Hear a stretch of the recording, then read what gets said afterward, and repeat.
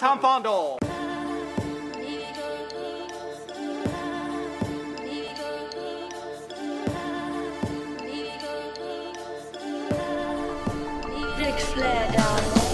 Welcome to Black Guy White Movie with your host, Maxwell Michael Towson. Thank you for joining us on another week of Black Guy White Movie. I'm your host, Maxwell Michael Towson, and thanks for coming back for another week of the nonsense.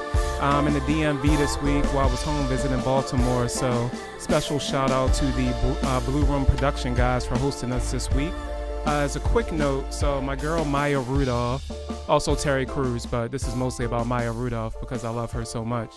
But they've joined the animated film The Willoughbys this week. It's based on the book of the same name by Lewis Lowry, who has a story about 4 kids after they are abandoned by selfish parents and embark on a wild adventure into the world.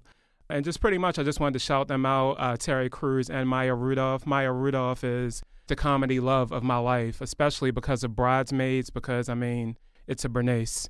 And if you don't know that reference, I hate you right now because Bridesmaids is probably a perfect film, and It's a Bernays is just dope. And also Terry Crews is doing his thing right now on Brooklyn Nine-Nine, so shout out to him as well with this big new animated feature film, which I hope does well. Now I'm getting on into the news of the week.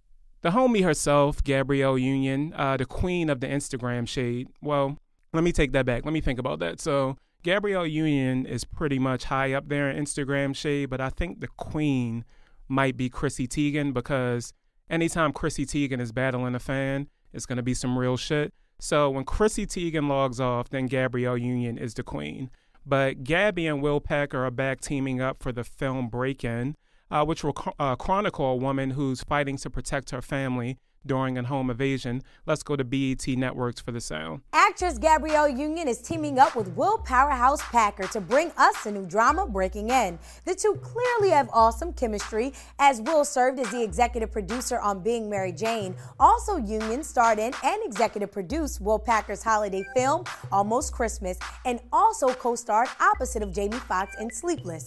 Now, Breaking In centers on a woman who fights to protect the one she loves during a home invasion. Packer is praising the industry for working with modest budgets with major box office success. Will is currently gearing up for the release of the female-led comedy film Girls Trip, which arrives in theaters on July 21st. Word on the web is that Breaking In will also go before cameras in July. Thank you for BET Networks for that sound. So I'm definitely happy for my girl Gabby with this new project. She's been EPing a lot of things out here. She did the Almost Christmas film a few years ago. Was that last year? It was Almost Christmas. Being Mary Jane is killing it on BET Networks. And then also I'm happy that who would ever think when you were watching Bring It On back in the day that one of the Clovers would be popping like they are now. I mean, she's married to Dwayne Wade, who's killing it. Well, he's not killing it, but still, she's married to Dwayne Wade, and she's doing her thing out here. And Will Packer is honestly, to be a black man, he's becoming a white producer because as we know in Hollywood, they just keep drawing from the same well with sequels, and they kind of keep making films and just kind of, it's the same film, but they just repurpose it. Like, this film is nothing but No Good Deed that had Taraji and my man Idris in it. It sounds like the same goddamn film. They're just going to repurpose some shit, make the same film. Nobody ever forgets This Christmas with Lauren London and Chris Brown, and they just made Almost Christmas a few years ago. Will Packer is just doing this thing, and he's getting scary good at this. So pretty soon, he's going to be out here making the Black Avatar or whatever the fuck else he wants to make. Tom Fondle. According to Deadline, Netflix just brought the rights to the film Mother, well, the script for Mother, from Underground co-creator Misha Green. This was a hot spec script that was out here with a female protagonist akin to The Professional or La Femme Nikita. Hopefully one of these films is, about one of those trained killers that come out of retirement and is wrong, like Taken or The Equalizer, because normally men get these movies, but I'm hoping my auntie Angela Bassett can be in one of these with those Tina Turner arms and thighs that she has. So I'm definitely hoping that'll be dope. And with Wonder Woman killing it right now, also Charlize has Atomic Blonde coming out pretty soon. Like, if these movies are going to be hits, Wonder Woman's already a hit, but if Atomic Blonde is a hit, this movie does well, we'll definitely see more female-led movies that are shown worldwide and are going to be a success everywhere. Shout out to Misha for doing her thing. She's been pushing it ever since Underground was canceled. So I guess she doesn't really give a fuck when her TV show is canceled. She's like, I'm getting my coin somewhere else. It doesn't even fucking matter when WGN stops this. I'm going to go get my money elsewhere. So shout out to her for doing her thing. And also, I just got to shout out Misha because she was one of the writers on Heroes back in the day. I think she was on it back when Heroes was dope. I don't know if I want to blame her for when the TV show became trash, but I don't know. I'm just proud of her. These black women out here are killing it. She's a young Shonda right now, just crushing the game. Netflix is out here bidding on everything. They already scooped up the Lupita Nyong'o and Rihanna movie. So Netflix, I might have to keep paying that little $9 that I always forget about when I'm low on balance. I feel like Netflix only charges me when I have no money. Like that's the only time they feel like they can take out money. When I have $8.10, Netflix is like, we need our $9.99. But when I got $2,000, suddenly Netflix hasn't charged me in 2 months. So Netflix, let's just work on that algorithm to know when I have money, okay? Tom Fondle. This is Are You Dumb? on Black Guy White Movie.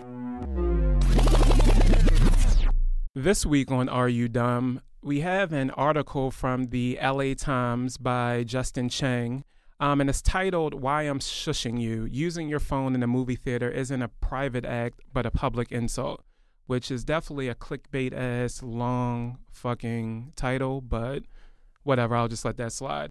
Pretty much the article goes into using the problems of using your cell phone in a movie theater and how it's rude, the different things that can happen because the movie theater is supposed to be like that moment, that zen moment to kind of get away from the world and just enjoy the movie in a dark theater. And Justin goes into all types of things. I mean, overall, I just think theater etiquette is trash. People bring in their kids, they talk. I remember one girl just took off her sandals and just put her feet on the back of my chair one day. It's just not a great place to be honest with you. And Justin also mentions an incident at the Lancaster Theater a few years ago, which, guys, let me explain this shit to you. So think about it. You're in a movie theater, right? Somebody's talking, whatever the case, and you shush them. The person leaves. So in your mind, you thinking you won that battle between them. Like, hey, they left. I'm going to enjoy the movie. The movie was Shutter Island at that, so you were probably already upset that Leo was taking you through another movie where his wife died, and he's upset about it. It's like, what the fuck, Leo? We get it. You don't even have a wife. Why are you always upset every fucking movie about a wife? Whatever. So you're in Shutter Island. The dude leaves, and next thing you know, you're being stabbed with a meat thermometer in your neck. Think about that. So this motherfucker went to his car to get a meat thermometer. Well, I wasn't in the car, first of all. And then to stab somebody just for shushing them. I mean, to be honest, they probably were just sick of fucking Shutter Island, but that's not here or there. But movies are fucking crazy that way. I was even, just to go back even more, I was even in a screening of Get Rich or Die Trying one time. And this is a 50 Cent movie that's complete trash. I'm in the theater, and apparently, I want to say like a week, this was like the week of the movie coming out, so maybe a few days previous, somebody had gotten shot or something in a theater in the same movie, like for the same movie, for Get Rich or Die Trying. So we're in the movie theater. This guy comes in. Pretty much he's looking for his friend. So he's like yelling like, hey, like, where are you guys, blah, blah, blah. Instead of being a normal human being and just kind of like raising his hand or looking for his friends yell from the back of the room and say, nigga, we up here, right? Okay. So the guy starts going up, and as he's walking up, this girl decides to shush him because they were talking too loud. I was in the theater in Baltimore, White March, so most people at this point know what happened. He called the girl a bitch. Her boyfriend got mad. And I guess the boyfriend thought he was really taking up for his girl at the time, but it didn't work out for him because 4 men proceeded to leave the top of the theater, the very back of the theater, and storm their way down to where the boyfriend was to fuck him up. At this point, for some reason, my girlfriend at the time decided to say, oh, like someone got shot in the theater earlier in the week in the same movie, which preceded many people to just leave the fucking movie theater like, okay, this isn't the place I need to be. Police started coming in. Honestly, I don't even know if a fight actually ensued. Like, everybody just left. And I never even seen the end of Get Rich or Die Trying. So I don't know what the fuck that movie's about. I'm guessing he made it as 50 Cent, but I couldn't tell you the difference. But The point of that is pretty much to say movie theaters fucking suck sometimes. I kind of think it's a little bit of the onus is on movie theater chains to kind of help with that. Like, for example, Alamo Drafthouse, great fucking theater. We talked about them last week because they had the women-only screening of Wonder Woman. Alamo Drafthouse has a very strict thing of where it's like, don't talk, don't be on your phone texting or talking, or we're kicking you the fuck out. And they actually stand by that. Like, they will kick you out if some bullshit happens in their theater. And to be honest, I'm with them because I appreciate that. And Alamo's also one of those theaters where they have waiters coming to get your order. So they're talking enough already. You'll have a good part and the waiter's coming in to tell you that your French fries won't be ready in another 25 minutes. And now you're mad about that shit. It's kind of on the theaters to kind of fix something, just kind of make the experience better. Like, every other market tries to do things to make it better.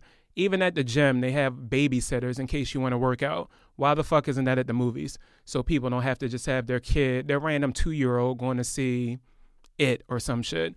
Why don't you have things that can, some type of device to connect to your phone? So when you're sitting there, you won't see this bright light on the phone, maybe a little iPad or something on the armrest. Whatever it is, just something to kind of make that experience better. But overall, it's kind of on how you people are fucking raised. This article goes into it. Maybe it's a millennial thing, but I'm tired of older generations blaming millennials. You raised us. This is your fucking fault. So if we're spoiled or pretentious about certain things, this is because of you guys. Your parents were hard on you, so you wanted to be easy on us. So now we ain't shit. So this is your fault for this. Some of y'all really do got to get your shit together. You don't come to the movies to put your feet up. You don't come to the movies to leave all your trash every fucking where. Like, yes, somebody's going to come clean it up, but still, come on, guys. Like, help us out. Also, for you people that come to films, well, you rarely come to films, and then when you come, you want to ask questions about every fucking thing or point out every actor that's there. Like, oh, that's Michael B. Jordan. I saw him in a movie before. Yes, I get it. That's why we're here now. He's in multiple movies. Shut the fuck up. All I'm saying is, people, get your act right. Movie theaters, get your shit together so people can actually enjoy going to the movies instead of you charging us $20 a ticket. And all I'm saying is, to the people that keep fucking up the movie theater experience, I have one question for you. Are you dumb? This week we're reviewing Wonder Woman, directed by the queen herself right now, Patty Jenkins, with a screenplay by Alan Heinberg. Maybe I'm going with Heinberg. Alan Heinberg. Music by Rupert Gregson Williams and edited by Martin Walsh. See, I'm already sucking at this. Cinematography by Matthew Jensen with production design by Aileen Bonito. Set design by Anna Lynch Robinson. Also, this is your spoiler alert, so stop here if you haven't seen the film and come back when you're done, because it's definitely going to be a good time at the movie theater. And now let's get to the review. All right, and now we're back for the review of Wonder Woman. So just a quick note, Wonder Woman, shout out to Patty Jenkins, because first, she was the first woman to hit, I think she crushed like the overnight, like the Thursday box office screenings. She hit like 11 million, 12 million.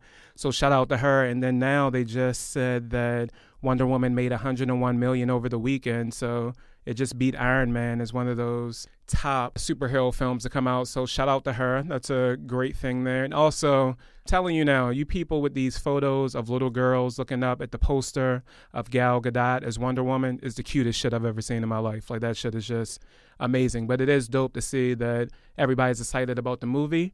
So Wonder Woman, it's been a few years in pre-production. I'm guessing they pretty much started this.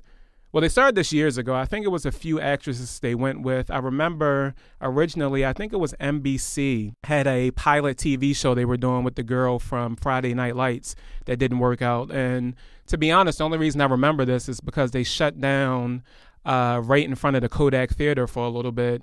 And I was trying to go to In-N-Out that day. So I don't know why I went Hollywood Boulevard way, so that was my fault. So I'll fuck that up. But at the same time, don't shut down Kodak Theater for a Wonder Woman pilot that you're not even going to air. So fuck you, NBC. That's the only reason I really remember that, because I really wanted my double-double animal style, and then suddenly I couldn't get it because they wanted to shut down everything. I had to go all around. It was a lot to it that day. Doesn't matter. Wonder Woman is out now. They've been working on this for a while. It's a part of the DC universe that has Man of Steel, Also Batman versus Superman. So it's a part of that universe, which is pretty dope. If you've seen Batman versus Superman, then you know that was her first appearance in the movie, well, in this universe overall, which is a dope appearance because she has that dope ass music. Like that score for Wonder Woman is amazing. Even though in this movie they used it too many fucking times, so I was over it. Overall, that's a dope ass score, the little theme for Wonder Woman. But yeah, the movie going through development, now it's here. We're definitely happy to see this Wonder Woman movie come out. And let's see, so the film, instead of starting out with some normal shit, actually, they probably should have started out with the exposition they had in the middle of the movie. Well, not the middle, but like the first act, but I guess we can get into that in a moment. The movie kind of starts out in present day with Diana. Like she, for some reason, works at the Louvre, which somebody will have to explain to me because I don't know why the fuck she would just randomly work at the Louvre. And she gets a photograph, the original photograph of her that she was chasing in Batman versus Superman. It's this photograph of her and her team back during the First World War that she was trying to get and destroy because she didn't want people to know that pretty much she's a god and she doesn't age. So she didn't want that out there. And Bruce Wayne found the photo and sent it to her, the original copy of it, just to make sure she has it. And then you go into a flashback of her life. This was kind of hokey because at this point, it's kind of just, to me, it's kind of just world building. Like you're trying to remind us that Bruce Wayne is around. It gets dropped off by a Wayne Industries employee. Again, I don't know why the hell she's working at the Louvre. Someone will have to tell me why she's working in the antiquities department or something like that at the Louvre. Like that makes no fucking sense. She's a goddamn superhero. She doesn't really need money. Like you're a queen or you're a princess of an island. Like why, of Themyscira? Like why are you even, what does she need money for? Why can't she just hang out with Bruce Wayne? He's the richest man on earth. They're the Justice League. She doesn't need a job. What are we doing there? She goes into her, like she kind of recalls, they go into this flashback, which was a little, like you could have just started the flashback with her as a kid, but whatever.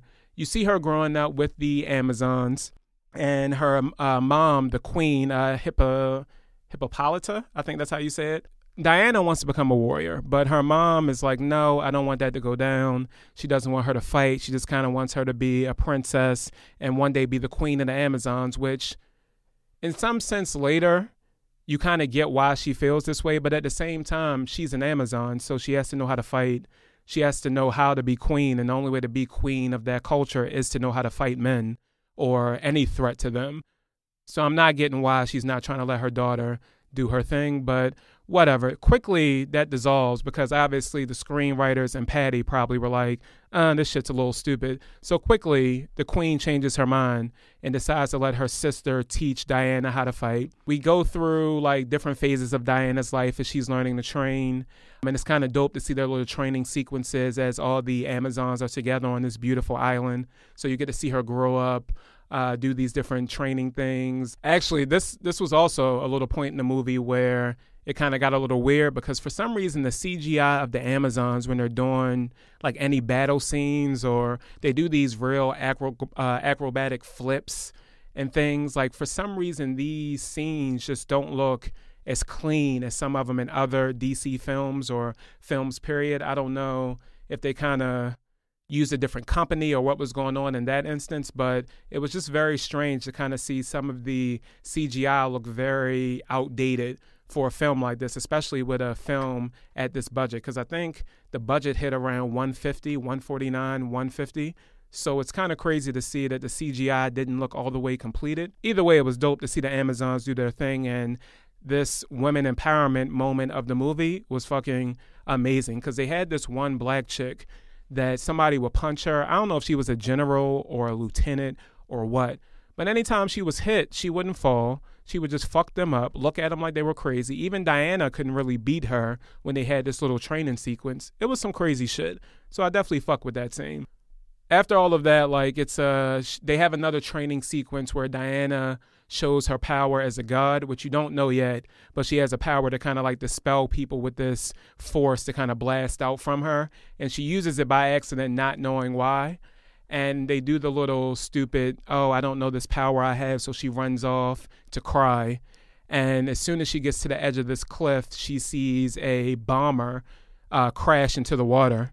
She decides to go save the man in it, who is, I'm just going to call him Captain Kirk, because, I mean, you might want to call him Steve Trevor because that's his name in the movie, but he's just Captain Kirk to the world now. So Captain Kirk is I don't know how to put this because the movie's weird. So I think he's from America, but he's working for British intelligence, and he was undercover as a German. It's just a lot. Like, he still has an American accent, but he's from London. I don't know if Captain Kirk just didn't want to get into the full character, or he was just like, whatever works. It's a comic book movie. Fuck it.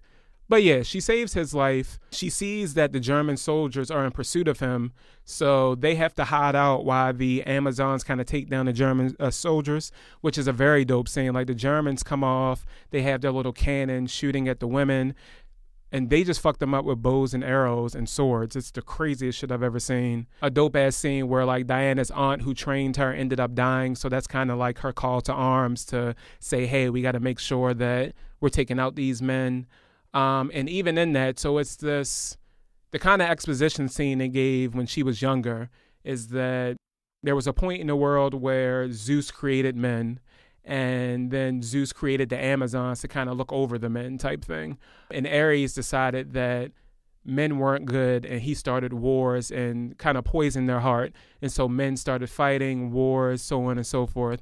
And then Ares decided to kill all of the other gods, including Zeus, who mortally wounded Ares before he died.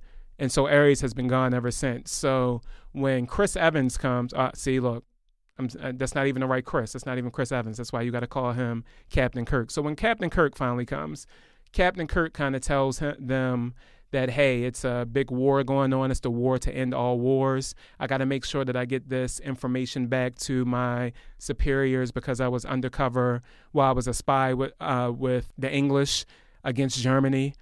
Diana decides that this is the work of Ares and that Ares must be killed for this war to end.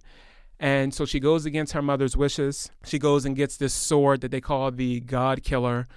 She also takes the lasso of truth, which I don't know how she stole that from somebody, but cool, whatever. And also a dope-ass shield that she takes. And her and Steve decide to go and stop the war. When they get to London, of course, London is not as beautifully shot as they had in Themyscira, just because they wanted to make sure that Themyscira looked like a wonderful island, a great place to be. And London just kind of looks like London. It doesn't. Like, even Diana in the movie is saying how hideous London is, and she probably has a point, because even now, I mean, London's a lot cleaner now, but I couldn't even imagine what that shit looked like back in World War I days. Like, before people had to, like, pick up their dog shit, like, the world was just a travesty. So I can't even imagine. So they get to London. They start looking for the bad guys that they have is one lady called Dr. Poison, which, whatever, she wasn't even that scary. What tripped me out about the bad guys in this movie, so one was a German general. I think his name was Ludendorff. I think it was Ludendorff. So this guy wasn't even imposing, like physically imposing or anything. They randomly gave him some serum to kind of make him a super soldier type thing. And then they also had another female. They had a female doctor that was working on I want to say it was a mustard gas type serum to kill people, and they called her Dr. Poison. These were the most whatever villains that they were almost as bad as some of these Marvel villains. So I will give DC that credit that they understand that these villains don't really fucking matter. We're just here to see the heroes. So these villains were just what the fuck ever. Like, none of that shit was important with any of the villains. I can even, to be honest with you, like, this is how much the villains suck. That if we, like, out of all the things that happened in the movie, if we just skipped ahead and said Diana went and killed Ludendorff, it wouldn't even matter. You would just be like, oh, okay, cool, that's dope. But the whole movie, pretty much, Steve takes Diana to the German front to take them on. Of course, she just takes down everybody because she's a fucking god. It was a dope-ass action scene. They kind of shot it a little bit.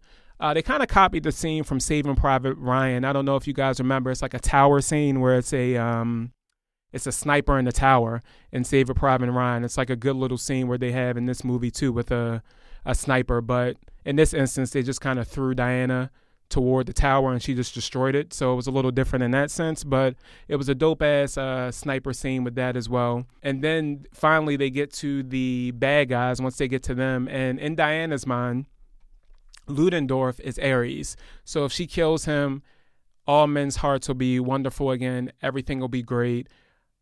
And so they get sent out to do this. One of the people that are on their side, I can't remember the character's name. Let me try to check.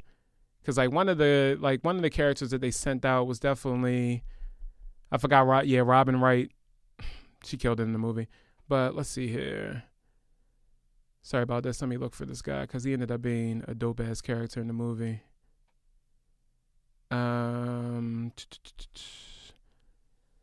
Sir Patrick Morgan, that's who it was. I don't even know how to say his name. David Thewlis.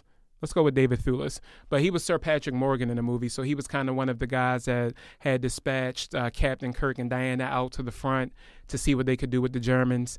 And so he's one of the good guys in it. He kind of wants a peace accord to happen throughout the movie. And once Diana kills Ludendorff, none of the Germans are over this shit. Like, the Germans are just pretty much ready to do the same shit they were going to do. They're going to release this mustard gas on London. Like, the world is still going to be destroyed, so on and so forth. And Diana really doesn't understand why this isn't the truth. And Captain Kirk has to explain to her, like, look, men just aren't shit. Like, I'm sorry, this isn't going to help, but you have to understand, like, men are going to do what men are going to do. It's nothing that Ares or anybody else can say, this is what it's going to be. This disappoints Diana because now she's just over men, because she had this, her whole moral compass was that men were naturally good and that Ares is the only reason, because of the random exposition that we got in the movie, Ares is the only reason that men are bad. Okay, fine.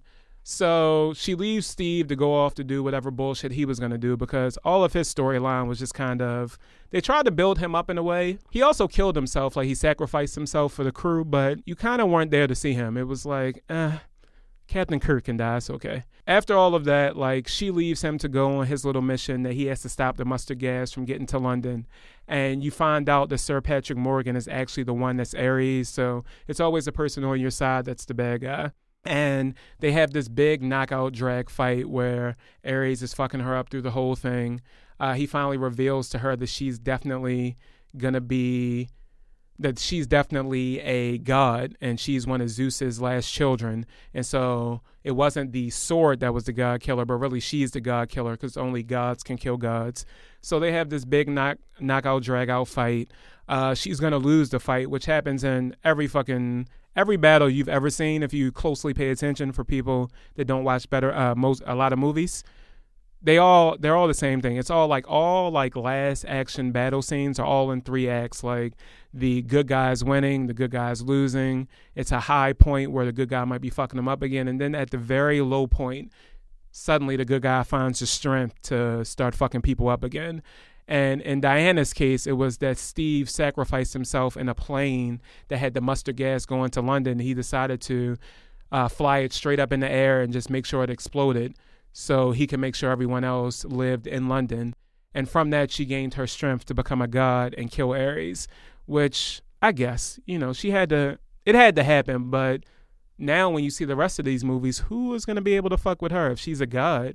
Like, Batman ain't going to be fit for this shit. Like, I don't even know how Batman does this anyway. He's with the Flash, who can transport through time. Cyborg, who is just all machinery. Superman is a goddamn god as well. And then Diana. Batman just gotta, I don't know. Like, he was always a tactical genius of the crew. And it's like, how? Like, how doesn't Superman know more about wars when he has all this information from all the galaxies in the known universe? Like, how doesn't he... You know what? Let me not get into that. Diana saves the day. She kills Ares. And the men kind of do this little celebratory thing where suddenly everybody has, like, their heart cleansed and everything is nice. There's peace in World War I. But Diana learns through that once they flash back to the current, like, present day, contemporary day, that, men are bad, but the thing that makes men good is love, and love is the thing that kind of keeps them going. And her love of men is the reason that even though she knows some men are evil or men do bad things. Like, her love of them now is the reason that she's going to keep protecting them, keep saving the world, keep fucking with Batman who has no powers, and keep on pushing. So the movie overall, I enjoyed it. It wasn't, so going into it, I had read a few reviews of it and I thought it was going to be something different. So that's my fault. I shouldn't have read all those goddamn reviews on Rotten Tomatoes, because I went in thinking this shit was going to be The Godfather, like just impeccable. And it wasn't. But it was a dope-ass film. It's definitely good to see that on screen. It had there were moments of like levity in the film, like it was comedy in the film, but sometimes it wasn't cut well. Like some of the scenes could have like cut out a little quicker. For example, it was one scene where they were, okay, so check this out, right? So I don't know where Themyscira is compared to the rest of the earth. Somehow they sailed from this island to London overnight. And the only way, and they kind of just tried to talk it away by Captain Kirk just saying, hey, so we got a tow with a ship and we made it a little faster than I thought. What? Like, where the fuck is this island that you can just, you were running from Germans near the Ottoman Empire and suddenly you're in, you know what? I'm not even gonna, whatever, guys. It was moments, and so it's like a little scene where they're on the ship and, well, they have a little rowboat really, which, whatever. And so she's kind of talking about, like, she's never seen a man before. This is the first man she's ever seen. And he's wondering, like, hey, have you ever even thought about men, or do you know about sex? And it was just a little flirtatious scene. This shit went on for about 6 minutes for no reason at all. Like, this little cute scene could have been a quick 3-minute drop in. Boom, we get it. She doesn't understand men. She doesn't understand shit. She only knows shit from textbooks, so on and so forth. We could have been out. But little examples like that happen throughout the movie where it's a comedic scene that they want to add in for levity, and it just goes on too long, or it doesn't quite hit the note that it should. Other times, she definitely landed perfect notes. The secretary that plays Captain Kirk's secretary is definitely dope. Every scene she was in was funny. Like, she kind of added a good little moments for her. Gal Gadot definitely knew how to do comedic scenes. I think most of her comedy chops probably come from Fast and the Furious, because those movies are just, what the fuck? Like, sometimes they just make jokes for no reason. And she probably just was like, hey, you know, I used to work with Tyrese and he always makes random jokes, so I know how to do that too now. So there you go. She can do dope things. But overall, the movie is definitely worth going to see. I'm definitely happy that this was made, and hopefully we get to see more of these movies. I hope they don't delay a sequel of this like they're doing Man of Steel, because we're never going to see another solo Superman movie, because nobody went to see that first one. They spent way too much money on that shit. But this one's killing it this weekend. Gal Gadot's doing her thing. More of these movies will come out. If Justice League is dope, we'll see more of this. It's definitely a dope film to go see. I implore everybody to go check it out. Even if you've seen it already, go see it again so we can make sure that we're having this popping. And I think that's going to be it for us this week, because we're out here. I need to go see, one of my best friends just had a kid, so I need to go see the kid. So I definitely got to get out of here. Let's see here. I don't even know what we're doing next week, so that doesn't even fucking matter. So let me get out of here, guys. So definitely follow us on Instagram at Maxwell Towson, on Facebook at Black Guy White Movie, YouTube on I think YouTube is at Tom Fondle. RIP Alex, and we'll see you guys next week. Tom Fondle.